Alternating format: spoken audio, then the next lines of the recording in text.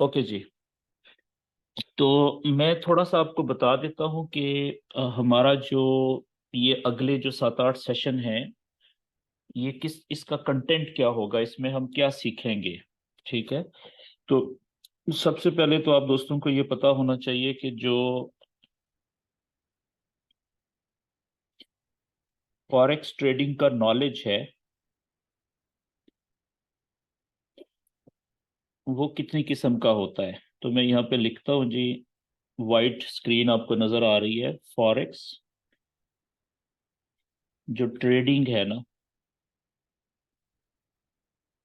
उसका जो नॉलेज है, यानी इल्म जो है, ठीक है, वो दो तरह का है। पहली जो किस्म है वो है जिसे हम कहते हैं टेक्निकल नॉलेज। Technical knowledge. और जो दूसरी नॉलेज की किस्म है, जो दूसरा इल्म है फॉरेक्स ट्रेडिंग का, उसे हम कहते हैं फंडामेंटल नॉलेज। Fundamental knowledge. अच्छा, जो फंडामेंटल नॉलेज है इसका मतलब क्या होता है? इसका मतलब है खबरों का इल्म, यानी न्यूज का नॉलेज। न्यूज खबरें जो होती हैं, पूरी दुनिया में जो खबरें आ रही होती हैं मुख्तलिफ, उन खबरों का भी फॉरेक्स ट्रेडिंग के पेयर्स के ऊपर असर पड़ता है। किसी खबर का थोड़ा असर पड़ता है, किसी खबर का ज्यादा असर पड़ता है। ठीक है। तो वो खबरें किस तरह की होती हैं, उन खबरों का किस्में कितनी होती हैं, असर कितना होता है, थोड़ा होता है, ज्यादा होता है, कितनी देर के लिए होता है। तो ये जो नॉलेज है ये है हमारा खबरों का नॉलेज। तो अब हमारे जो 7 से 8 सेशंस होंगे आज से आगे, उसमें जो आधा सेशन होगा, ठीक है, आधा सेशन जो होगा ना, हाफ सेशन, वो हम इसमें भी इसके लिए कवर रखेंगे। ठीक है, खबरों के नॉलेज के लिए। अच्छा, बाकी जो हमारे टेक्निकल नॉलेज है, इसमें फिर आगे मुख्तलिफ टॉपिक्स हैं टेक्निकल नॉलेज के। मिसाल के तौर पे सबसे पहले हम पढ़ेंगे, आज जो हम शुरू करेंगे वो करेंगे कि जो कैंडल होती है उसके बॉडी पार्ट्स कितने होते हैं, उसके जिस्म के कितने हिस्से होते हैं। Body parts of a candle. ठीक है, आज का हमारा ये टॉपिक है। और उसके बाद फिर दूसरा टॉपिक आज हम शुरू करेंगे, वो है सपोर्ट और रेजिस्टेंस क्या होती है। सपोर्ट एंड रेजिस्टेंस क्या होती है, इसके लेवल कैसे बनते हैं। ठीक है जी, रेजिस्टेंस क्या है और इसके लेवल्स कैसे बनाए जाते हैं। ठीक है। और इसके बाद हम आगे पढ़ेंगे प्राइस एक्शन। ये भी इसी का ही हिस्सा है टेक्निकल नॉलेज का। Price action. ठीक है जी, प्राइस एक्शन में हम जो है वो मुख्तलिफ चीजें पढ़ेंगे, चैनल्स भी पढ़ेंगे,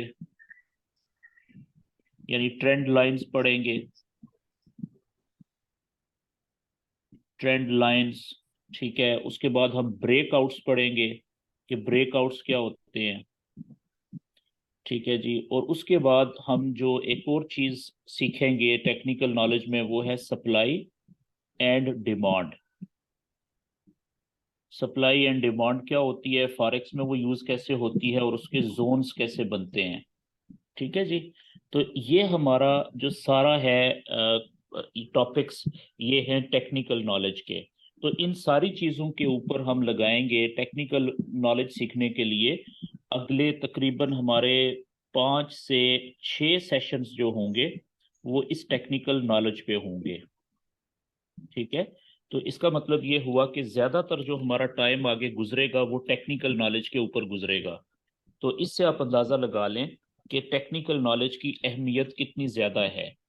तो आप दोस्तों ने थोड़ा सा काम ये करना है कि जो चीजें हम साथ साथ पढ़ते जाएंगे,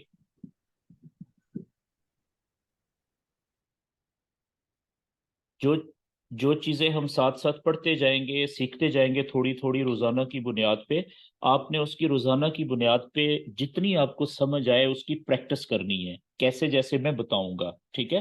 ताकि आज का जो काम हो वो कल आपको कुछ ना कुछ समझ लग जाए। क्योंकि ये ज्यादा इंपॉर्टेंट है कि समझ जो आए उसकी प्रैक्टिस करें ताकि वो हमेशा के लिए याद रह जाए आपको, तब उसका फिर फायदा होगा। तो आगे बढ़ते हैं जी। तो आज का जो हमारा टॉपिक है वो शुरू करने से पहले देखें, जितना भी ये नॉलेज है ना, टेक्निकल नॉलेज, ये हम चार्ट्स के ऊपर, ये जितना भी टेक्निकल नॉलेज है, जितना भी हम टेक्निकल नॉलेज सीखेंगे,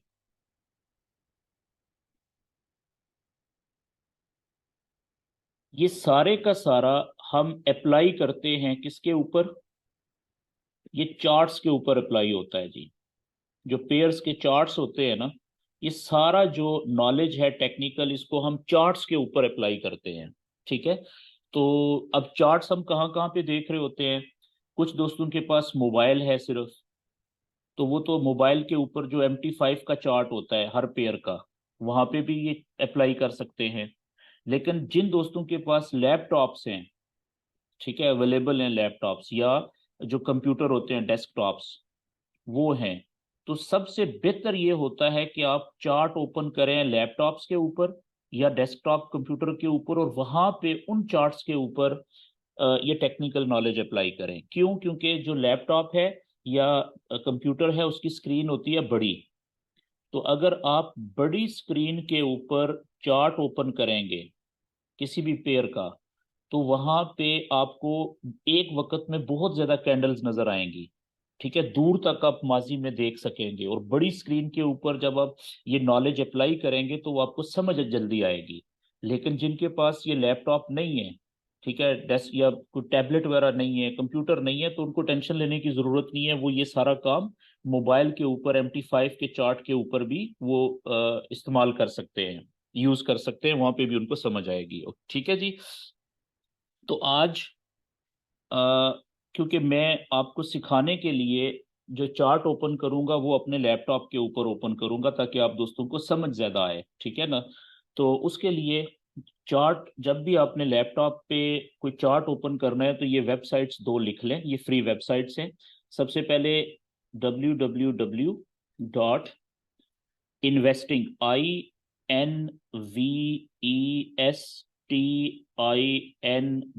investing.com। ठीक है जी, एक ये वेबसाइट है, और एक दूसरी वेबसाइट है tradingview.com। www.trading,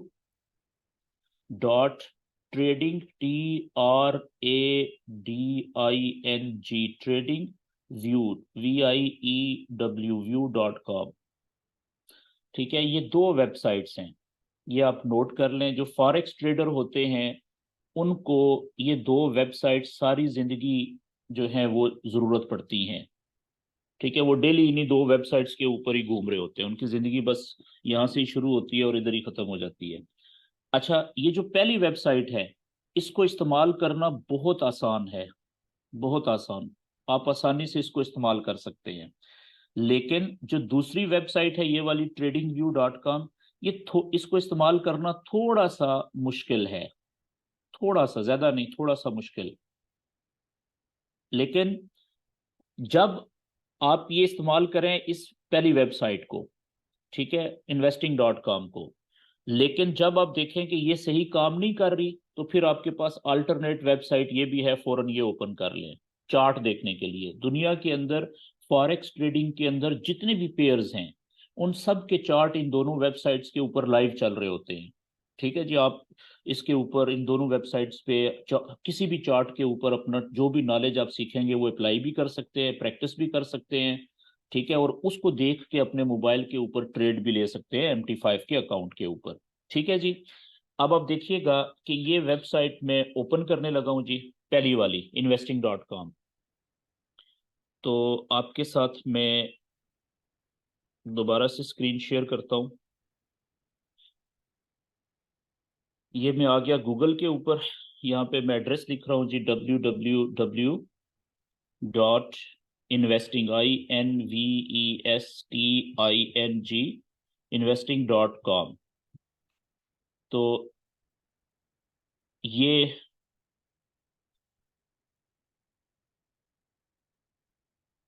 investing.com, ये वेबसाइट है जी। ये ले मैंने इंटर कर दिया। अब आप देखें कि इस वेबसाइट का जो लेआउट है, ठीक है ना, जिसे होम पेज आप कहते हैं, वो कुछ इस तरीके से आएगा। इसके अंदर बहुत कुछ है, ठीक है, लेकिन इसके अंदर न्यूज़ भी है, इंफॉर्मेशन भी है, पढ़ने वाले जो जो लोग पढ़ना लिखना जानते हैं, ठीक है, इंग्लिश, उनके लिए बहुत कुछ है पढ़ने के लिए भी, ठीक है। लेकिन हम वो कहते हैं ना, फर्स्ट थिंग्स फर्स्ट, हम जो ज़रूरी चीज़ें हैं उनको सिर्फ टच करेंगे, गैर ज़रूरी चीज़ों को फिलहाल हम डिस्कस नहीं करेंगे। इस वेबसाइट के ऊपर सबसे पहली बात ये देखें, ये बड़ा बड़ा लिखा हुआ है investing.com, ठीक है, होम पेज के ऊपर। इसके सामने ये सर्च बार बना हुआ है, ठीक है। यहाँ पे आप इस सर्च बार में क्लिक करें और यहाँ पे जिस पेयर का चार्ट ओपन करना चाहते हैं आप, उस पेयर की पूरी सिंबल्स यानी पूरी अलामत यहाँ पे लिखेंगे। मिसाल के तौर पे मैं कहता हूँ जी, मैं एक पेयर है यूरो, EUR, और USD, ठीक है जी, यूरो और यूएसडी। ये देखें, मैंने यूरो और यूएसडी के पेयर की पूरी अलामत लिख दी यहाँ पे सर्च बार में। जैसे मैंने लिखी, नीचे आप देखें उसने मुझे कोट्स जो हैं, अलामतें, यानी कि जो फॉरेक्स में वो दो हैं, उसने ये दोनों दिखा दी हैं। पहली देखें सिर्फ यूरो और यूएसडी है, और आगे एफएक्स लिखा हुआ है। एफएक्स का मतलब है फॉरेक्स ट्रेडिंग की बात हो रही है। लेकिन जो दूसरा पेयर उसने बताया है यूरो, उसके साथ है USDT, ठीक है। ये क्या है? ये बाइनेंस, यानी कि ये क्रिप्टो करेंसी की बात हो रही है। इसको आप छोड़ दें बाइनेंस को, ये पहले वाला पेयर हमारा है, ठीक है, यूरो USD सिंपल। इसको आप जो है क्लिक कर लें जी। अब जैसे ही आपने इसको क्लिक किया है तो आप देखें कि जो नेक्स्ट पेज ओपन हुआ है उसको थोड़ा सा नीचे स्क्रॉल डाउन करें, ठीक है, थोड़ा सा नीचे लाएं उसको। तो यहाँ पे आप देखें कि ये एक रफ सा चार्ट आपको डल सा नजर आ रहा है, ठीक है ना। इस डल से चार्ट के राइट साइड पे यहाँ पे ये देखें टेक्निकल चार्ट आपको नजर आ रहा है, यहाँ पे जहाँ पे मेरा माउस है। तो इस टेक्निकल चार्ट को आपने क्लिक करना है। जैसे ही आप टेक्निकल चार्ट को क्लिक किया आपने, तो नेक्स्ट पेज जो ओपन हुआ उसको थोड़ा सा नीचे लाएं आप, ठीक है। टेक्निकल चार्ट का मतलब होता है कैंडल्स वाला चार्ट, ठीक है। अब आप देखें कि थोड़ा सा पेज को नीचे लाएंगे तो जहां पे पहले डल सा चार्ट था वहां पे आप देखें ये अब कैंडल्स वाला चार्ट ओपन हो गया है। तो ये ऊपर देखें राइट साइड पे फुल ऑप्शन है जी, फुल स्क्रीन वाला। इसको आप क्लिक कर लें तो ये पूरा पेज जो है वो आपका देखें कितना बड़ा ओपन हो गया है कैंडल्स वाला। अच्छा, याद रखें कि जो investing.com है, इसका जब भी आप नया पेज ओपन होगा ना, तो यहाँ पे ये देखें राइट साइड पे ये एक टीवी की स्क्रीन की तरह का ऐड आ जाएगा, ठीक है। इसको आपने एक दफा क्लोज करना होता है यहाँ से ऐड को। ये देखिए मैंने क्लोज किया, ठीक है, क्लिक किया तो ये क्लोज हो गया। अब इस पेज के ऊपर दोबारा ऐड नहीं आएगा। जब आप अगले पेज पे जाएंगे तो फिर वो एक दफा ऐड आएगा, उसको एक दफा क्रॉस कर दें, ठीक है। तो ये आपके सामने देखें, अब कैंडल्स जो हैं वो कितनी ज्यादा कैंडल, 100, 150, 200, 300 कैंडल्स आप अपनी मर्जी से पीछे माजी में जाके देख सकते हैं। हिस्ट्री बड़ी दूर तक आप देख सकते हैं, ठीक है जी। अच्छा, अब ये देखें यहाँ पे ऊपर ये टाइम लिखा हुआ है, 5 मिनट की का चार्ट, 1 घंटा, एक दिन, एक महीना, यहाँ पे 15 लिखा हुआ है ना, 15। इसके साथ देखें ये एरो बना हुआ है, तीर बना हुआ है छोटा सा, इसको आप यहाँ से क्लिक करेंगे तो ये पूरा टाइम जितने भी यहाँ पे अवेलेबल हैं वो सारे लिस्ट आपके सामने आ जाएगी। मैं कहता हूँ जी कि 15 मिनट भी नहीं, बल्कि अच्छा, आपने कौन से चार्ट इस्तेमाल करने होते हैं? आप शुरू में अपने 30 मिनट का चार्ट इस्तेमाल करना है, 1 घंटे का चार्ट इस्तेमाल करना है, 4 घंटे का इस्तेमाल करना है, और एक दिन का चार्ट इस्तेमाल करना है, ठीक है। ये चार्ट आपने इस्तेमाल करने हैं। जो चार्ट इस्तेमाल नहीं करने, ये 45 मिनट का बिल्कुल नहीं करना, 2 घंटे का नहीं करना, और 5 घंटे का नहीं करना, ठीक है जी। क्यों नहीं करना? क्योंकि ज्यादातर ट्रेडर पूरी दुनिया में ये वाले चार्ट इस्तेमाल नहीं करते, ठीक है। तो आपने ज्यादा जो शुरू में इस्तेमाल करने हैं वो याद रख लें, 30 मिनट पहला, 1 घंटा, 4 घंटे, और एक दिन। ये चार चार्ट आपने इस्तेमाल करने हैं ज्यादा, ठीक है जी। मैं यहाँ पे लिख देता हूँ कि आपने कौन से चार्ट ज्यादा इस्तेमाल करने हैं। पहला आपने यूज करना है जी 30 मिनट वाला, ठीक है, 30 मिनट। दूसरा चार्ट आपने इस्तेमाल करना है 1 घंटा, 1 आवर। और तीसरा जो आपने इस्तेमाल करना है 4 घंटे वाला चार्ट, और चौथा चार्ट आपने इस्तेमाल करना है 1 डे वाला।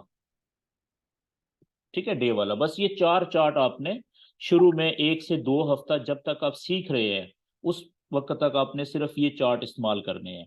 और आपने 5 घंटे वाला, और उससे पहले 2 घंटे वाला, और ये चार्ट और 45 मिनट वाला, ये चार्ट इस्तेमाल नहीं करने। क्यों? क्योंकि इन चार्ट्स को दुनिया में ज्यादातर ट्रेडर यूज नहीं करते, इनको करते हैं। तो हमने जो दुनिया में ज्यादातर ट्रेडर यूज करते हैं ना, जो टेक्निक, हमने उनको फॉलो करना है। जिसको कम लोग करते हैं वो हमने नहीं फॉलो करना। क्लियर होगी जी बात? आगे बढ़ते हैं। अच्छा जी, अब आज जो हमारा मामला है वो ये है कि हमने देखना है कि जो बॉडी पार्ट्स होते हैं एक कैंडल के, वो कितने होते हैं। सेकेंड जरा मैं इसको, ओके।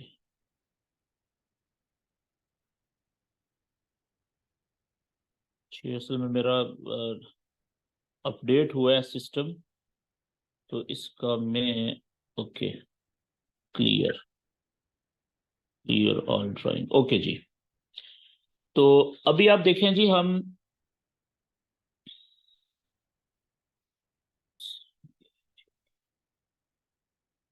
तो यहां से आप जो चार्ट है उसके ऊपर अपनी मर्जी का, लेट से कि 4 घंटे का चार्ट आपने ओपन कर लिया। ठीक है, ये आप देखें 4 घंटे का चार्ट आपके सामने ओपन हो गया। ठीक है, तो इस चार्ट के ऊपर यहाँ पे ये देखें, पेज के ऊपर ये प्लस का साइन है। प्लस का साइन को क्लिक करते जाएंगे तो ये जूम इन होता जाएगा, साइज बड़ा होता जाएगा। ये देखें माइनस का साइन है, माइनस को क्लिक करते जाएंगे तो वो जूम आउट होता रहेगा, यानी कि साइज छोटा होके दूर तक माजी में दिखाता रहेगा। ठीक है जी। तो अब हम, आज जो हमारा टॉपिक वो ये है कि हम देखना चाहते हैं कि एक कैंडल जो होती है रेड कलर की या ग्रीन कलर की, उसके जिस्म के कितने हिस्से होते हैं, कैंडल के बॉडी पार्ट्स कितने होते हैं। तो वो कैंडल को समझने के लिए हम सबसे छोटी जो कैंडल होती है 1 मिनट की, ठीक है, इसको हम ओपन करते हैं जी। 1 मिनट के कैंडल के चार्ट को ओपन कर रहे हैं। अब आपने यहाँ पे गौर से देखना है कि अभी देखें मेरे मोबाइल के ऊपर टाइम हुआ है 8:22, दुबई टाइम है ये। तो 8:22 हुए हैं। ये जो अभी कैंडल चल रही है ना यहाँ पे, ठीक है, इस जगह पे, ये अभी 1 मिनट की कैंडल है। तो जैसे ही मेरे मोबाइल पे आप देखिएगा 8:23 होंगे, ठीक है, तो नई कैंडल शुरू हो जाएगी। तो आपने जैसे ही 23 मिनट होंगे ना, आपने देखना है कि नई कैंडल कहाँ से शुरू होगी। 1 मिनट वाली जो कैंडल जिस जगह से शुरू होगी वो पॉइंट हम मार्क कर लेंगे, और 1 मिनट तक, यानी कि पूरी जो 1 मिनट की कैंडल को हम देखेंगे वो कहाँ से कहाँ तक जा रही है। अभी देखिएगा 8:23 जैसे ही होंगे तो नई कैंडल शुरू होगी।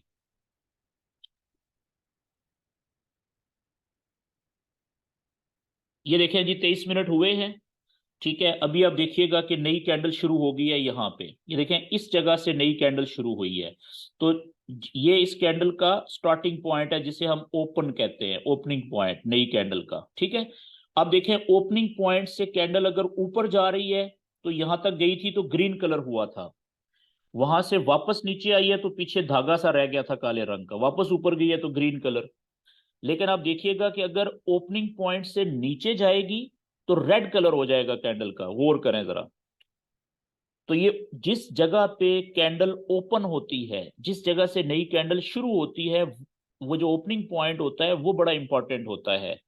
ठीक है, तो अब देखें 23 मिनट है अभी। अब देखें वो जितना ऊपर, ओपनिंग पॉइंट से जितना ऊपर जाती जाएगी तो वो उतना ग्रीन कलर होता रहेगा। अब देखें ये कैंडल यहां तक आई थी, ठीक है, इस जगह तक, फिर वापस नीचे गई थी तो पीछे ये देखें धागा सा रह गया चाहिए काले रंग का। लें जी, 1 मिनट पूरा हुआ तो ये कैंडल जो थी इस जगह के ऊपर क्लोज हो गई है। ठीक है, जहां पे इसका टाइम पूरा हुआ तो इसको हम क्लोजिंग पॉइंट कहेंगे। ठीक है, तो ये वाली कैंडल जो थी 1 मिनट की वो यहां से ओपन हुई और यहाँ पे क्लोज हुई।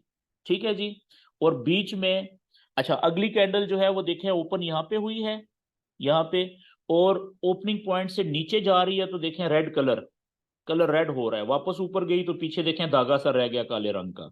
तो ये चीज आपने नोट करनी है।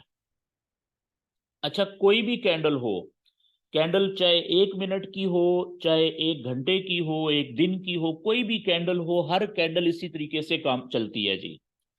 ठीक है, आप देखें ये वाली जो कैंडल है इसका जो ओपनिंग पॉइंट है वो यहाँ पे था, यहाँ पे ओपन हुई है ये। ओपनिंग पॉइंट से नीचे जब तक रहेगी तो इसका कलर क्या रहेगा, रेड। देखें जितना नीचे जाती जाएगी उतना रेड कलर होता रहेगा।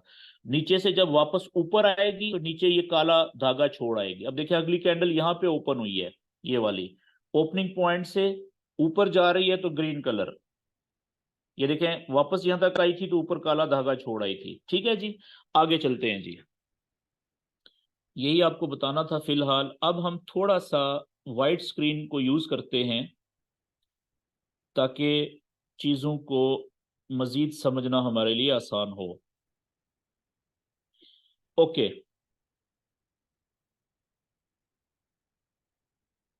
हमने ये देखा कि जिस जगह पे कैंडल ओपन हुई, मिसाल के तौर पे एक कैंडल ओपन हुई इस जगह के ऊपर, तो उस जिस जगह से भी कैंडल ओपन होगी उस पॉइंट को हम कहेंगे ओपनिंग, या सिर्फ ओपन ऑफ कैंडल, और इसको हम शॉर्ट में लिखेंगे ओ से। ठीक है जी। अब ओपनिंग पॉइंट से हमने देखा कि अगर कैंडल ऊपर जा रही थी, ठीक है, अगर कैंडल ओपनिंग पॉइंट से ऊपर जा रही थी तो इसका कलर ग्रीन ऊपर जा रहा था। ठीक है, जितनी ऊपर जाती जा रही थी इसका सारा कलर जो है वो ग्रीन ऊपर जा रहा था। फर्ज करें कि ये कैंडल यहां तक गई थी, इस जगह तक, यहां तक, तो यहां तक इसका ग्रीन कलर भी ऊपर गया था। लेकिन जब वापस कैंडल नीचे आई, ठीक है, तो हमने देखा कि वहां से फिर इसका जो ग्रीन कलर कलर था वापस सिकुड़ना शुरू हुआ नीचे। ठीक है, तो मिसाल के तौर पे जब ये वापस नीचे आई तो फर्ज करें यहां तक आई, इस जगह तक, तो इसका ग्रीन कलर नीचे आया सिकुड़ के, और पीछे जो है जहां से ये वापस आई है वहां से इसने एक काली सी लाइन सेंटर में ऊपर छोड़ दी, इस तरीके से धागा सा। ठीक है जी। अच्छा, इसी तरीके से फर्ज करें कि ये और अपना कलर नीचे सुकेड़ती है, वापस ग्रीन कलर वापस नीचे आता है, तो वो काली सी लाइन कलर जो है ग्रीन कलर वापस खत्म हो जाएगा। फर्ज करें यहां तक आया तो ये पीछे काली लाइन यहां तक रह जाएगी, ये निशान रह जाएगा जो बताएगा जी कि ये इस जगह तक के कैंडल ऊपर आई थी, कभी ग्रीन कलर यहां तक आया था। और जैसे ही हमने देखा कि जब ओपनिंग पॉइंट से अगर नीचे जाएगी कैंडल तो इसका जो कलर होगा वो क्या होना शुरू हो जाएगा, वो जितना नीचे जाती जाएगी उतना कलर इसका रेड होता जाएगा, इस तरीके से। ठीक है, और फिर नीचे जितना जाएगी कलर रेड होता जाएगा ओपनिंग पॉइंट से। यहां से जब ये वापस ऊपर की तरफ वापस आएगी नीचे से तो रेड कलर भी वापस ऊपर सिकुड़ना शुरू हो जाएगा। ठीक है, ऊपर की तरफ उठना शुरू हो जाएगा। तो फर्ज करें कि ये कैंडल गई थी कहां तक, यहां तक गई थी नीचे, इस पॉइंट तक गई थी यहां तक। तो अब ये वापस ऊपर आई है तो पीछे रह जाएगी काला धागा इतना। ठीक है जी, और ये निशान जो है रह जाएगा कि यहां तक ये नीचे यहां तक आई थी। और अच्छा, फर्ज करें कि ये कैंडल जहां पे अभी है इसका रेड कलर यहां पे इस जगह पे, तो इसका जो टाइम है इस कैंडल का यहाँ पे पूरा हो जाता है। ठीक है, फर्ज करें ये 1 मिनट की कैंडल थी या 1 घंटे की थी, 5 मिनट की थी, 15 मिनट की थी, इस कैंडल का टाइम यहाँ पे ही पूरा हो गया। जब यहाँ पे थी ये कलर यहाँ पे था और यहाँ पे इसका टाइम पूरा हो गया तो ये कैंडल यहाँ पे ही क्लोज हो जाएगी। जिस जगह पे ये कैंडल कैंडल का टाइम पूरा होता है उस जगह पे कैंडल क्लोज हो जाती है, रुक जाती है, और उसको कहते हैं क्लोजिंग पॉइंट कैंडल का। ठीक है, और इसको हम सी से लिखते हैं जी, क्लोजिंग पॉइंट को हम सी से लिखते हैं शॉर्ट में। ठीक है, अब ये कैंडल क्लोज हो गई, चाहे ये एक वही मिनट ना। की कैंडल है चाहे 1 घंटे की है, ये क्लोज हो गई, इसका टाइम पूरा हो गया। जो कैंडल क्लोज हो जाती है वो हमेशा के लिए चार्ट के ऊपर प्रिंट हो जाती है, हमारे चार्ट पे वो सेव हो जाती है, ऐसा ही है। तो अब इस कैंडल का ये जो हाई पॉइंट था, ऊंचा पॉइंट, इसको हम कहेंगे हाई। हाई पॉइंट जो कैंडल क्लोज हो चुकी है, ठीक है जी। और हाई पॉइंट को हम शॉर्ट में एच से लिखते हैं। इसी तरीके से ये जो नीचे सबसे नीचे ये पॉइंट था जहां पे ये सबसे नीचे आई थी, इस पॉइंट को हम कहेंगे लो पॉइंट, जिसे लो कहेंगे, और इसको हम शॉर्ट में एल से लिखेंगे। तो आपने देखा कि किसी भी कैंडल के, जो एक मुकम्मल कैंडल होती है, उसके चार पॉइंट होते हैं। पहला पॉइंट ओपनिंग, दूसरा पॉइंट हाई या लो, ठीक है, तीसरा ये हो गया, हो सकता है पहले वो ऊपर जाए हाई पॉइंट बनाए, हो सकता है पहले नीचे आए, वो डिपेंड करता है। और चौथा और आखिरी पॉइंट होता है जहां पे वो कैंडल क्लोज होती है, ठीक है जी। तो ये एक मुकम्मल कैंडल के चार पॉइंट्स होते हैं। अच्छा, अब इसमें याद रखने वाली बात यह है कि जब भी एक कैंडल क्लोज हो जाए, यानी उसका टाइम पूरा हो जाए, तो चार्ट के ऊपर वो या तो उसका कलर आपको ग्रीन नजर आएगा, ठीक है ना, या उसका रेड कलर नजर आएगा, ठीक है। वो चेंज तो नहीं होना ना कलर, क्योंकि वो तो क्लोज हो गई है, वो तो हमेशा हमेशा के लिए अब तारीख का हिस्सा बन गया है, प्रिंट हो गया है, ठीक है। तो ये जो कलर वाला हिस्सा आपको नजर आ रहा होता है ना, एक क्लोज्ड कैंडल का, मैं दोबारा यहाँ पे शक्ल बनाता हूँ, ये इधर मिसाल के तौर पे एक कैंडल यहाँ पे ओपन हुई इस जगह पे, ठीक है, ये इसका ओपनिंग पॉइंट था। और ओपन होने के बाद ये कैंडल यहाँ पे गई, ये इसका हाई पॉइंट था। उसके बाद वापस नीचे आई यहाँ पे, ये इसका लो पॉइंट था। और फिर जब इसका टाइम पूरा हुआ, यानी कि तो ये इस जगह पे थी, वापस ये इस जगह पे फर्ज करें, यहाँ पे तो इसका क्लोज होगी ये कैंडल, ठीक है। अब देखिए चार पॉइंट इसके बने।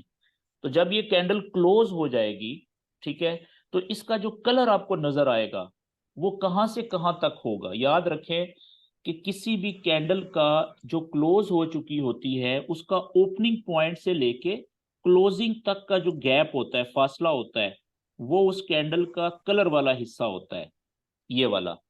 तो अब इसका कलर क्या होना चाहिए कैंडल का, देखें ओपन नीचे हुई थी और क्लोज ऊपर जाके हुई है, यानी तो ग्रीन कलर होगा इसका, यहां से ओपनिंग पॉइंट से लेके क्लोजिंग पॉइंट तक का जो कलर होगा वो ग्रीन होगा। क्यों, ओपन नीचे हुई, ठीक है, और ऊपर जाके ओपनिंग पॉइंट से ऊपर जाके क्लोज हुई है, तो ओपनिंग पॉइंट से लेके क्लोजिंग पॉइंट तक का जो कलर होगा क्लोज्ड कैंडल्स का, जो क्लोज हो चुकी है, वो ये ग्रीन कलर होगा जी, ठीक है। और याद रखें यही पार्ट जो है किसी भी कैंडल का, क्लोज्ड कैंडल का बॉडी कहलाती है। किसी भी कैंडल का हाँ ओपनिंग पॉइंट से लेके क्लोजिंग ले पॉइंट तक का जो फासला होता है, ये जी बीच में कोई बातें कर रहा है बंदा, माइक ओपन है यार, माइक बंद कर लो, ये नहीं करो इस तरह से।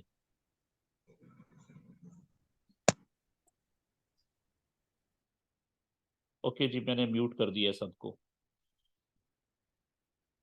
ओके जी, देखें जब आप सेशन में बैठते हैं ना, तो काइंडली फिर आप पूरी तरह से बैठा करें। फिर ये नहीं है कि और मामलात भी साथ चल रहे हैं आपके, क्योंकि ये बड़ा इंपॉर्टेंट है, ये सीरियस लोगों का काम है। तो अगर आपके पास टाइम नहीं है तो फिर आप बिल्कुल ना ज्वाइन किया करें, ठीक है। तो ये अगर एफर्ट हो रही है मेरी तरफ से, तो आपकी तरफ से सिर्फ इतना ही मुझे चाहिए कि आप फिर सीरियस होके इसको सीखें, ठीक है, क्योंकि ये लाइफ टाइम काम है, ये आपको बाद में समझ आएगी। अच्छा जी, बात ये हो रही थी कि किसी भी कैंडल का जो क्लोज हो जाए, ठीक है, ओपनिंग पॉइंट से लेके और क्लोजिंग पॉइंट का जो फासला होता है, इसी इसको हम कहते हैं कैंडल की बॉडी। ये बॉडी ऑफ कैंडल कहलाती है, बॉडी ऑफ कैंडल। और यही हिस्सा कलरफुल भी होता है, ठीक है, रंग वाला हिस्सा, जो कैंडल की बॉडी होती है ना, वही रंग वाला हिस्सा होता है। ये समझ लगी जी आपको। अब फिर जो बॉडी का जो नीचे वाला हिस्सा है, वहां से लेके लो पॉइंट तक का जो हिस्सा है, वो एक धागा सा आपको नजर आएगा इस तरीके से। और इसी तरीके से बॉडी के ऊपर वाले हिस्से से लेके हाई पॉइंट तक जो आपको हिस्सा है वो ये इस तरह से धागा सा नजर आएगा आपको। और याद रखें कि ये जो धागा है ये वाला, ये जो ये ऊपर वाला या नीचे वाला, ठीक है, ये वाला भी किसी कैंडल का बड़ा इंपॉर्टेंट हिस्सा होता है। ये आप देखें, ये बॉडी से ऊपर वाला जो धागा है इसको हम क्या कहते हैं, मैं यहाँ पे लिख देता हूं कि बॉडी के ऊपर वाला जो धागा है यहां से यहां तक, इसको भी, और ये नीचे वाला हिस्सा जो धागा है यहां तक, इसको हम कहते हैं विक। विकेट से है विक, या शैडो, साया यानी कि ऑफ अ कैंडल। इसी तरीके से ये जो नीचे वाला धागा है, ठीक है ना, इसको भी आप या तो विक कहते हैं, WIC के, या इसका दूसरा नाम है शैडो यानी साया। ठीक है, जो बॉडी से ऊपर वाला है उसके पीछे आप अपर लगा लें, ऊपर वाला अपर विक और अपर शैडो, और जो नीचे वाला है इसके साथ आप लोअर लगा लें, नीचे वाला लोअर विक या लोअर शैडो। ये बात क्लियर होगी जी। और याद रखें कि इसी का, विक्स का ऊपर वाले का दूसरा नाम, एक और तीसरा नाम भी है, इसे हम कहते हैं रिजेक्शन एरिया। रिजेक्शन एरिया भी कहते हैं। और नीचे वाला ये जो विक है इसको भी, नीचे वाली इसको भी रिजेक्शन एरिया भी कहते हैं। अगले पेज के ऊपर आते हैं, रिजेक्शन एरिया के ऊपर बाद में आएंगे। मैं एक जरा बनाता हूं और पिक्चर एक कैंडल की, और उसके बाद हम रिजेक्शन एरिया को समझते हैं कि वो कैसे है। मिसाल के तौर पे एक कैंडल इस जगह पे हुई ओपन, यहां पे ओपन हुई जी, ठीक है। ओपन होने के बाद ये कैंडल गई यहां पे, और उसके बाद वापस नीचे आई और यहां पे आई, और जब इस कैंडल का टाइम पूरा हुआ तो यहां पे ये क्लोज होगी। अब मुझे आप ये बताएं कि इस कैंडल का जो कलर वाला हिस्सा होगा वो कहां से कहां तक होगा, कलरफुल पार्ट जो होगा। सिंपल के ओपनिंग पॉइंट से लेके क्लोजिंग पॉइंट तक का जो फासला है ये सारा कलरफुल होगा।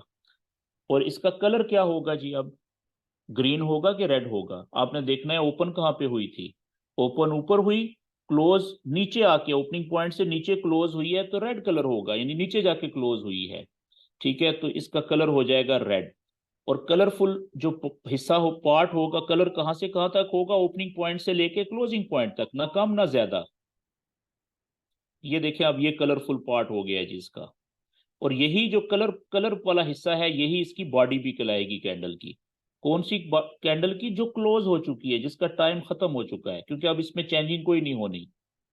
जो कैंडल चल रही होती है, जिसका टाइम अभी रह रहा बाकी है, लाइव चल रही है, उसके बारे में हम एक बात कंफर्म होती है कि ओपन कहाँ पे हुई, ओपनिंग पॉइंट कंफर्म होता है। बाकी क्लोजिंग पॉइंट किधर है बनेगा हमें नहीं पता, हाई पॉइंट किधर बनेगा हमें नहीं पता फाइनल, और लो पॉइंट फाइनल किधर बनेगा हमें नहीं पता।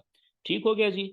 अब इसका देखें यहां पे, ये हो गया लो पॉइंट और ये हो गया इसका हाई पॉइंट, ये हाई पॉइंट हो गया। अच्छा, अब आप देखें कि इसमें हम थोड़ा सा आगे चलाते हैं कि इसके जो मैंने बात की थी कि ऊपर वाला जो हिस्सा है ये वाला, ये जो बॉडी के ऊपर वाला है, यहां से लेके इसको आप विक और शैडो के अलावा इसको आप रिजेक्शन एरिया भी कहते हैं, यानी अपर रिजेक्शन एरिया भी कहते हैं। क्यों? रिजेक्शन का मतलब क्या है? रिजेक्ट हुई, जिसको उर्दू में कहते हैं ना कि उल्टे पांव वापस भागना। ये आपने मुहावरा सुना हुआ होगा कि कोई बंदा आया, जिस स्पीड से आया उसी स्पीड से वापस भाग गया, ठीक है ना, उल्टे पांव वापस भाग गया। फॉरेक्स में रिजेक्शन का मतलब होता है, यही होता है जो मैंने लिख दिया है। ठीक है, कैसे? अब देखिएगा कि जिस वक्त ये कैंडल यहां पे ओपन हुई थी इस जगह पे, ठीक है, ओपन होने के बाद शुरू में पहले ये कैंडल यहां तक आई थी ऊपर, इसीलिए तो जब ओपनिंग पॉइंट से ये ऊपर आई थी, यहां से जितना ओपनिंग पॉइंट से ऊपर आई थी, तो इसका कलर क्या हुआ था, हुआ होगा उस वक्त ग्रीन। कहां तक ग्रीन कलर आया होगा जी, यहां तक, इस जगह तक, ऐसा है ना। इसीलिए तो ये हाई पॉइंट बना है। हम देख चुके हैं लाइव कैंडल भी कि ओपनिंग पॉइंट से जब जितना ऊपर जाती है उतना कलर ऊपर जाता है। फिर क्या हुआ, फिर ये वापस नीचे आई। अच्छा, एक बात और आप मुझे बता दूं आपको कि जब भी कोई कैंडल ओपन होती है, ठीक है, कोई भी कैंडल, फर्ज करें एक कैंडल यहां पे इस जगह पे ओपन हुई, अब यहां से ये प्राइस, ये कैंडल ऊपर भी जा सकती है और नीचे भी जा सकती है। तो इसका फैसला कौन करता है कि कैंडल ऊपर जाएगी ओपन होने के बाद या नीचे जाएगी? सिंपल, सप्लाई और डिमांड। यानी अगर 50% लोग होंगे बायर, फर्ज करें यहां पे, इसको मैं थोड़ा सा, क्योंकि ये बड़ी इंपॉर्टेंट चीज है। ओके जी, फर्ज करें कि ये जो कैंडल यहां पे ओपन हुई, ये इस जगह पे, ये ओपनिंग पॉइंट है कैंडल का। अब इसमें अगर 50% जो ट्रेडर हैं उन्होंने ली है बाय की ट्रेड, और 50% आधे जो लोग हैं उन्होंने ली है सेल की ट्रेड। ये बायर्स हैं 50%, इधर बाय की ट्रेड ले ली है उन्होंने, और इसी तरीके से 50% जो लोग हैं उन्होंने ले ली है, आधे लोगों ने सेल की ट्रेड ले ली है।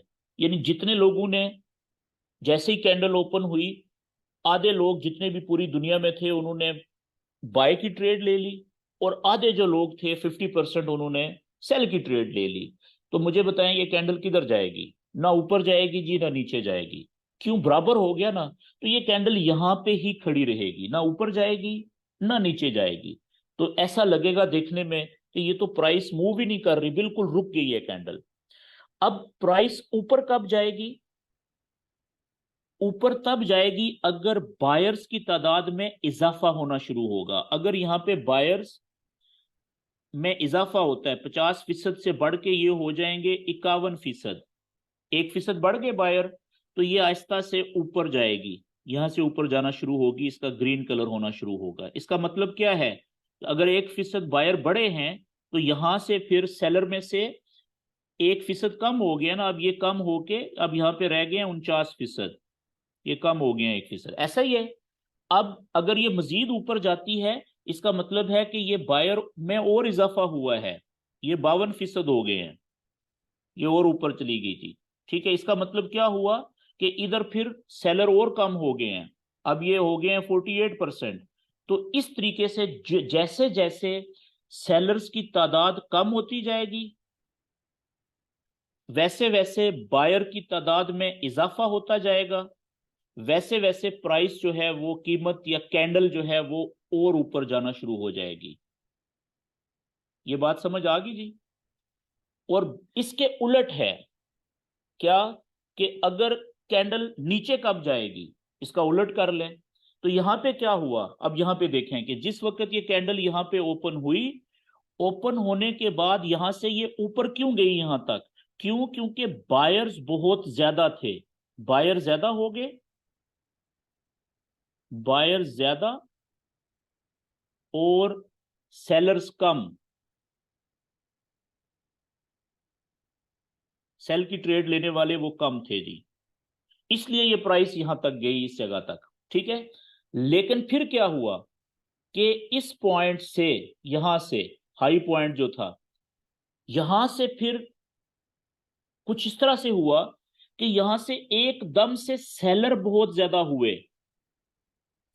प्राइस नीचे आना शुरू हुई ना यहां से, तो नीचे प्राइस इसलिए आई कि अब यहां से सेलर ज्यादा हो गए हैं, और बायर्स जो थे वो निकलना शुरू, कम होना शुरू हो गए। तो इसलिए ये प्राइस नीचे गिरना शुरू हुई यहां से, समझ गए? तो जितनी स्पीड से ऊपर गई थी, इसी स्पीड से फिर प्राइस नीचे भी आई। अब ये क्यों?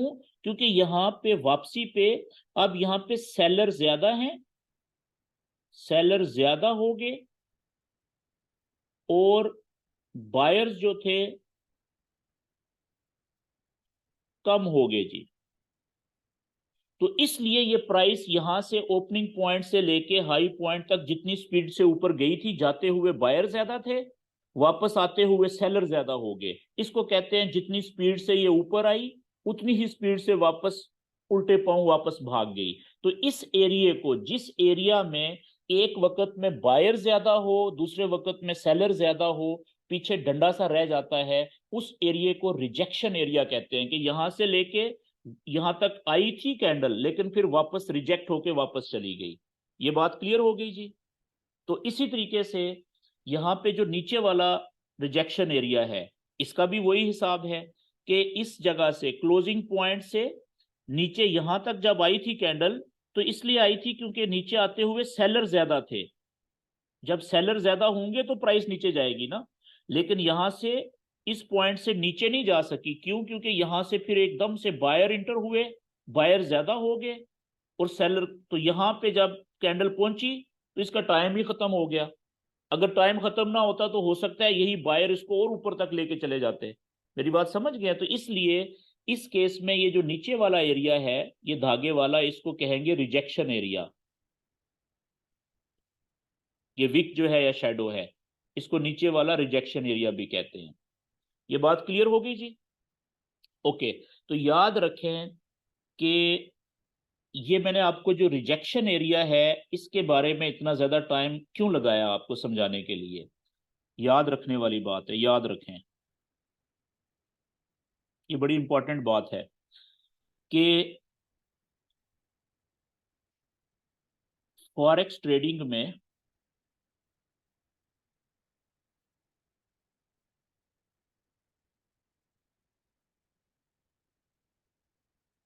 30 मिनट,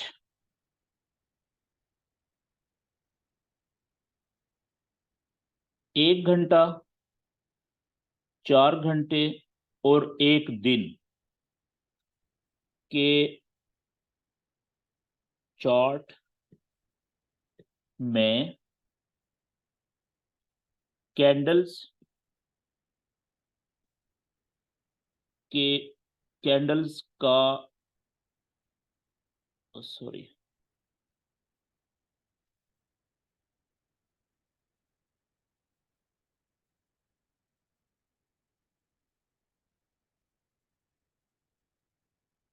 कैंडल्स का ऊपर वाला और नीचे वाला रिजेक्शन एरिया बहुत अहमियत का हामिल होता है, अहमियत वाला होता है। ठीक है जी, आपने ये याद रखना, इसलिए मैंने आपको ये बताया, ज्यादा टाइम लगाया है। ओके जी, आगे बढ़ते हैं। अगला जो हमारा टॉपिक है जी आज का, वो है कि सपोर्ट और रेजिस्टेंस किसे कहते हैं। तो सबसे पहले तो सपोर्ट का, सपोर्ट किसे कहते हैं और रेजिस्टेंस किसे कहते हैं। रेजिस्टेंस, ठीक है जी। उर्दू में मतलब सपोर्ट का भी मतलब होता है रुकावट, रुकावट, और रेजिस्टेंस का मतलब भी होता है रुकावट उर्दू में। लेकिन सपोर्ट वो रुकावट होती है जो किसी भी चीज को नीचे गिरने से रोकती है। मिसाल के तौर पे एक बंदा छत से गिरा, छत से गिरा, अब उसने किधर गिरना है? नीचे जमीन पे फर्श पे गिरना है ना। लेकिन अगर रास्ते में कोई बंदा उसको पकड़ ले, ठीक है ना, तो वो सपोर्ट का किरदार अदा करेगा, तो कि मजीद नीचे गिरने से वो रुक जाएगा। तो सपोर्ट जो होती है वो हमेशा किसी भी चीज को ऐसी रुकावट होती है जो नीचे जाने से रोकती है, नीचे गिरने से रोकती है। तो अब सपोर्ट की मैं डेफिनेशन लिखने लगा हूं जी यहाँ पे, सपोर्ट की तारीफ। फिर सपोर्ट का मतलब क्या हुआ कि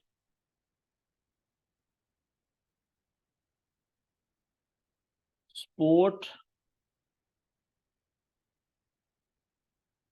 वो रुकावट है,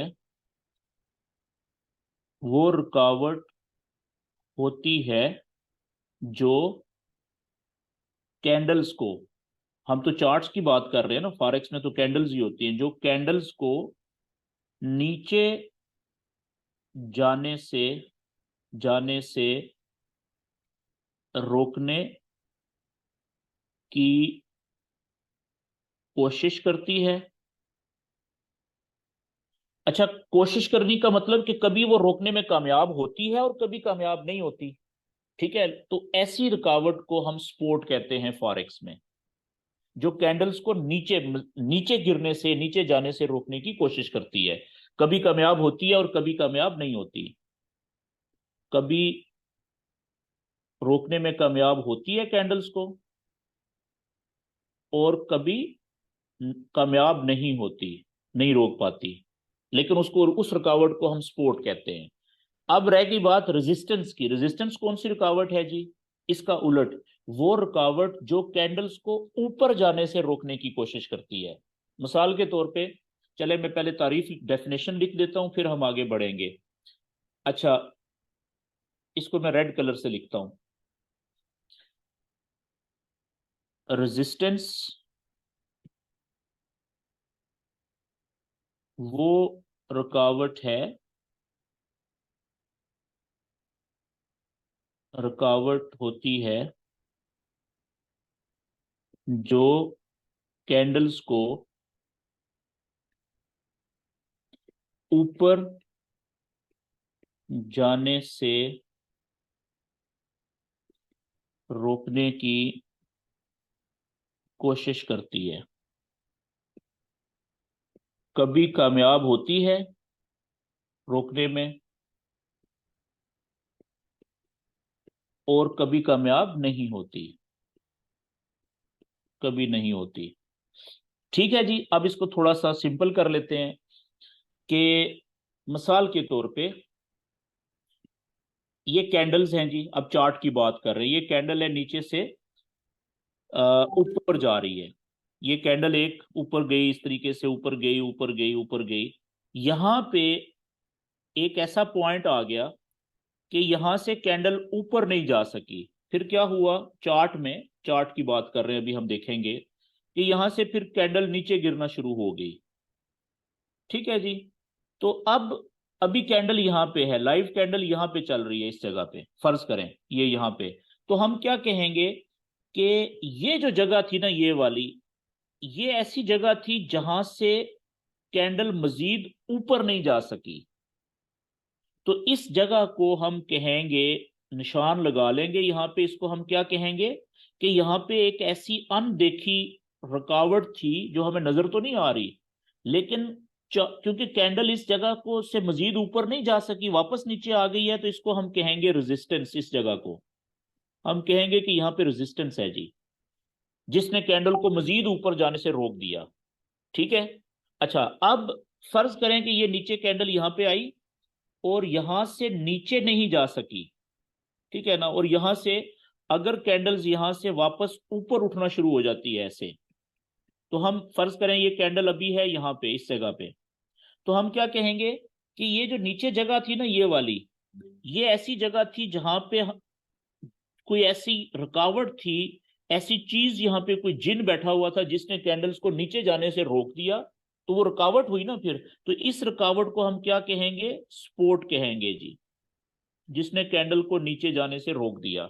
अच्छा, अब जब कैंडल वापस ऊपर जा रही है, ठीक है, यहां से ये ऊपर जा रही है, तो हो सकता है कि जिस तरीके से इस जगह के ऊपर पहले इस रुकावट ने, रेजिस्टेंस ने कैंडल को ऊपर जाने से रोका था, हो सकता है कि फिर जब ये वापस, ये कैंडल भी उसी के लेवल पे सीध में यहां पे पहुंचे, ये इस जगह पे, तो हो सकता है कि यहां से भी यही रुकावट जिसने यहां पे भी रोका था, हो सकता है यहां पे फिर ऊपर जाने से रोक दे।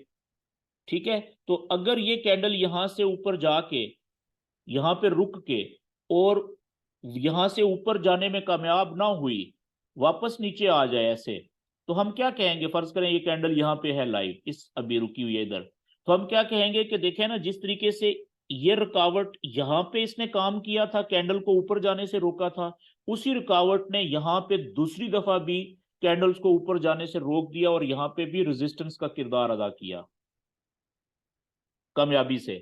ठीक है। अच्छा, फर्ज करें अब यहां पे क्या होता है कि यहां से नीचे नहीं कैंडल जाती, यहां से वापस ऊपर जाना शुरू हो जाती है ऐसे, ये, तो हम क्या कहेंगे कि अब यहां पे जी एक और स्पोर्ट बन गई है इस जगह पे, ये एक स्पोर्ट बन गई है अब, जिसने कैंडल को नीचे जाने से रोक दिया। अच्छा, यहां से कैंडल ऊपर जा रही है,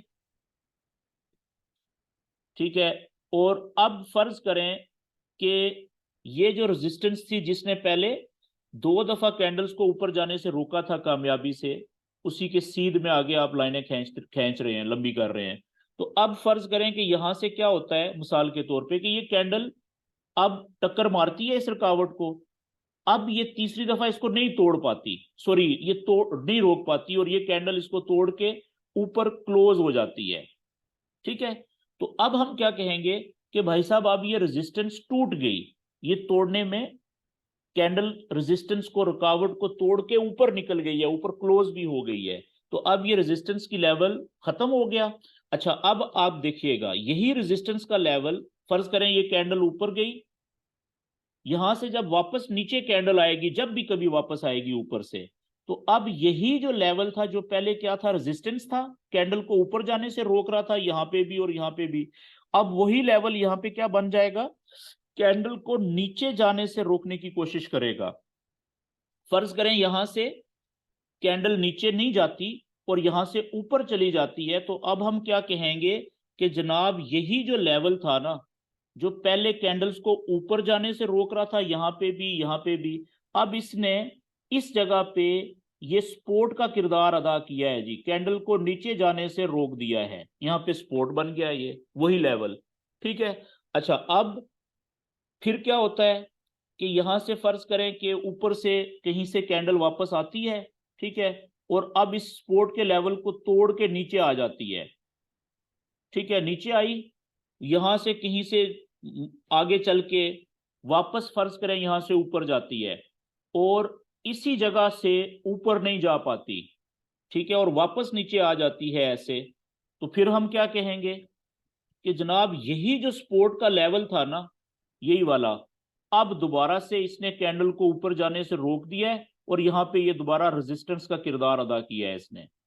तो आप देख रहे हैं कि लेवल एक ही है, यहां पे रेजिस्टेंस का किरदार अदा किया, कैंडल को ऊपर जाने से रोका, यहां पे ऊपर जाने से रोका, यहां पे कोशिश की लेकिन रोकने में कामयाब नहीं हुआ, तो आगे जब कैंडल ऊपर चलेगी तो अब यही लेवल सपोर्ट का किरदार अदा कर रहा है, फिर वही लेवल जब टूटा सपोर्ट का, नीचे आई कैंडल वापस ऊपर गई, तो फिर रेजिस्टेंस के तौर पे काम कर रहा है।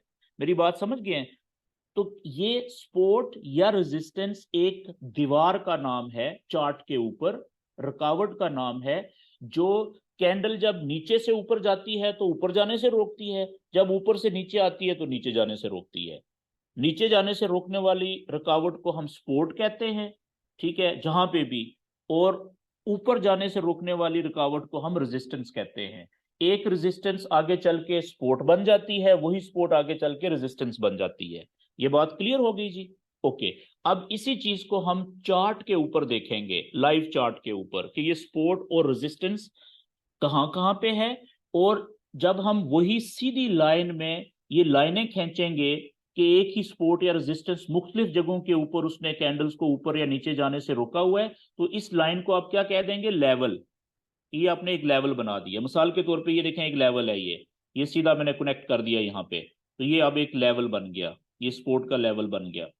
ठीक है जी। अब चार्ट के ऊपर आते हैं, लाइव चार्ट के ऊपर, और फिर उसके बाद आपके क्वेश्चन आंसर शुरू हो जाएंगे जी। ओके जी, अब मैं इसको, लाइव चार्ट आ गया, लेकिन याद रखें कि सपोर्ट और रेजिस्टेंस के लिए चार्ट कौन सा इस्तेमाल करना है आपने, ना तो 1 मिनट का इस्तेमाल करना है, ना ही 5 मिनट का, ना ही 15 मिनट का, कम से कम आपने, मैंने लिखा था 30 मिनट का, फिर 1 घंटे का, फिर 4 घंटे का, लेकिन मैं अभी 4 घंटे का इस्तेमाल करूंगा क्योंकि अभी हम सीख रहे हैं। ठीक है जी, 4 घंटे का। अब आप देखें जी कि मैंने 4 घंटे का चार्ट ओपन किया, या चले 1 डे का इस्तेमाल कर लें, ठीक है ना, 1 डे का। अब बात को समझने के लिए तो अब आपने क्या करना है कि इस चार्ट के ऊपर आप देख रहे हैं कि एक कैंडल पूरे एक दिन की है, ऐसा ही है ना। तो आपने ज्यादा से ज्यादा कैंडल्स लेके आनी है अपने पेज के ऊपर, लेकिन इस तरीके से कि आपको, बल्कि चलें 4 घंटे का कर लें, वो ज्यादा समझ आएगी। यहाँ पे मैं ये लें, तो आपने क्या करना है कि 4 घंटे का चार्ट ओपन किया और अपने पेज के ऊपर ज्यादा से ज्यादा कैंडल्स, यानी कि इसको माइनस पे क्लिक करते जाएं, ज्यादा से ज्यादा कैंडल्स लेके आए, लेकिन इस तरीके से कि हर एक कैंडल दूसरी कैंडल से अलहदा नजर आए। ज्यादा से ज्यादा कैंडल्स भी देखें नजर आ रही हैं, और एक कैंडल दूसरी कैंडल से अलहदा भी है, बीच में मिक्स नहीं हुई हुई, सेपरेट हैं, ठीक है कैंडल्स। अब आप देखें कि बहुत सारी जगह ऐसी हैं कि जैसे आप देखिएगा, मैं मार्क करूंगा यहां पे, जैसे ये जगह आप देखें कि यहां पे ये देखें, ये जगह ऐसी थी कि इसने यहां पे बहुत दिनों तक, कई घंटों तक कैंडल्स को ऊपर जाने से रोका हुआ था। कि देखें कितना जबरदस्त रेजिस्टेंस का लेवल था ये, यहाँ पे रेजिस्टेंस। इसी तरीके से यहां पे आप देखें, ये एक जगह ऐसी थी, कितने घंटे तक इसने रेजिस्टेंस का किरदार अदा किया। ये लेवल आप देखें कितना जबरदस्त सपोर्ट का लेवल था, नीचे जाने से रोके रखा। ये भी रेजिस्टेंस, ये भी सपोर्ट का लेवल था, देखें ये सपोर्ट नीचे जाने से रोके रखा, सपोर्ट, ये भी सपोर्ट। ये देखें ये सपोर्ट का लेवल यहाँ पे नीचे जाने से रोका इन्होंने, और फिर इसी को सीधा आगे करें तो ये देखें ये यहाँ पे भी काम कर रहा है, इधर भी। इसी तरीके से ये देखें रेजिस्टेंस का लेवल यहाँ पे इसने ऊपर जाने से रोका, इसको आगे बढ़ाएं तो ये देखें यहाँ पे भी वही लेवल रेजिस्टेंस का किरदार अदा कर रहा है।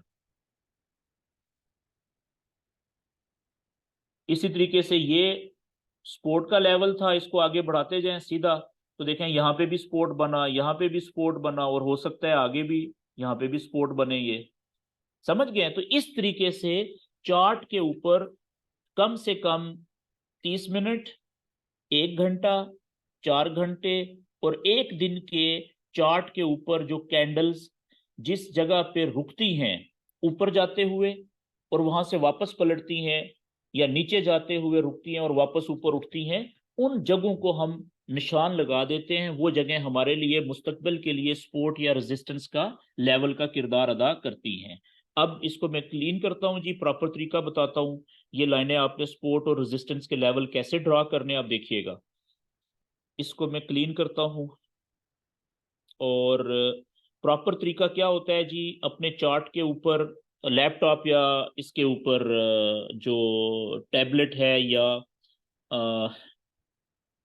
डेस्कटॉप है कंप्यूटर, उसके ऊपर आप देखें ये लेफ्ट साइड पे आ गया आप माउस, ठीक है। यहाँ पे आप देखें ये इस जगह के ऊपर ये आपको माउस नजर, ये सिलेक्ट नजर आ रहा है, ठीक है। ये है जी टेक्स्ट और ये है ड्रॉ। ये देखें ये ड्रॉ का कुछ नजर आ रहा है, स्टैम्प। ओके ओके जी, मैं इसको यहाँ से हटाता हूँ, और ये इसके पेज पे आ गया हूँ जी मैं। investing.com का लेफ्ट साइड पे देखें, ये आपको टूल बार नजर आ रहा है।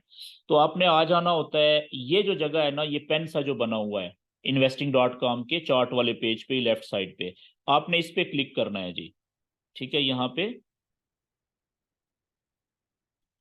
ये जो पेन सा बना हुआ है, ठीक है, इसके आगे देखें ये छोटा एरो आ गया, इस पे आपने क्लिक किया तो ये ब्रश आ गया ऊपर।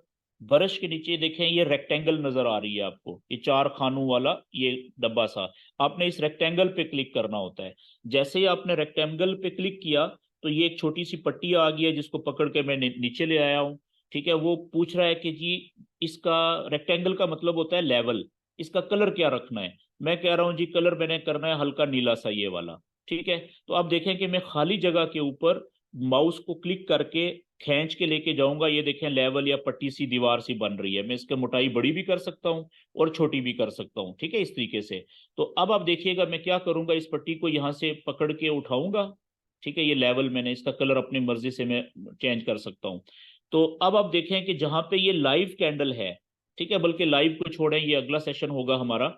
आपने चार्ट के ऊपर वो जगह देखनी है कि जहां आपको कैंडल ऊपर जाते हुए रुकी थी, देखें यहाँ पे इस जगह पे।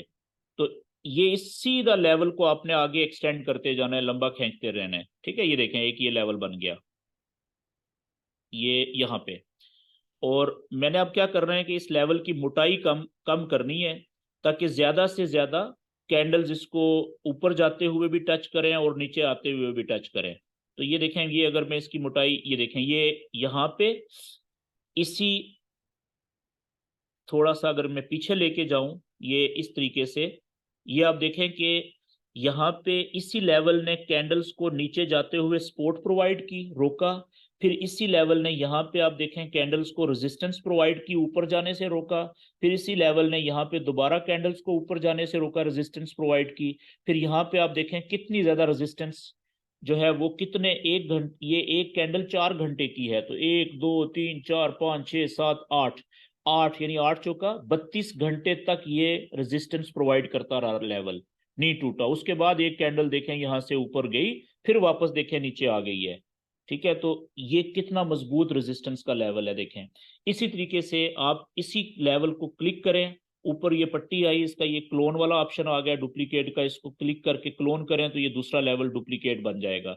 तो अब यहां से आप ऊपर, यहाँ पे इस जगह पे देखें ये दूसरा लेवल आपका, यहाँ पे भी रेजिस्टेंस का काम किया उसने, यहाँ पे भी काम किया।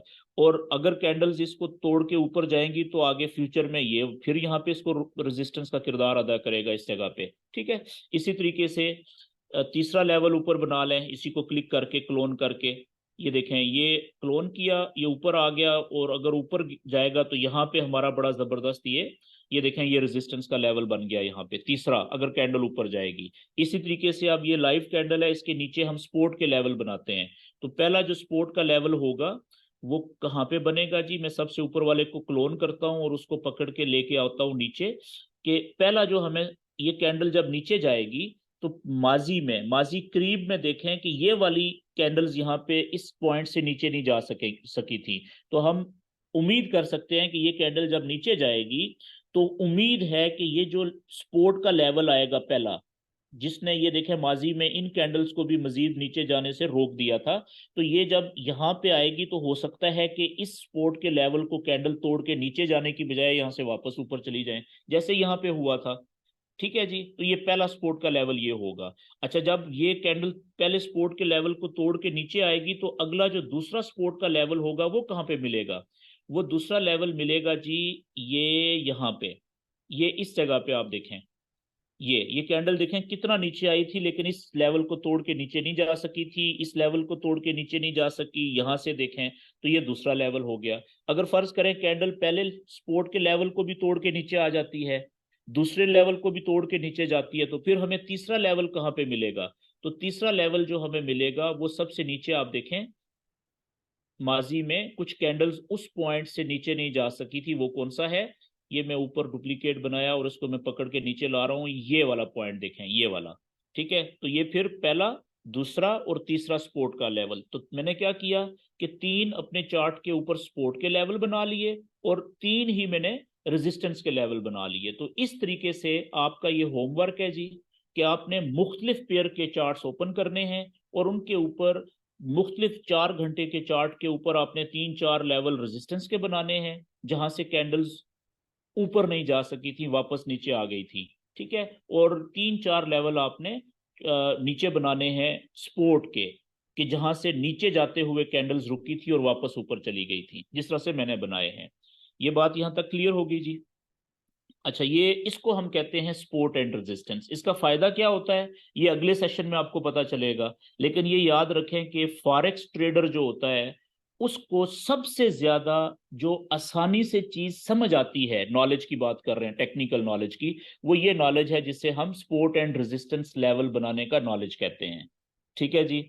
अच्छा, अब यहाँ पे मेरे ख्याल में मैं अपनी बात ये कर रहा हूँ खत्म, और अब आपका मैं माइक ओपन कर देता हूं जी।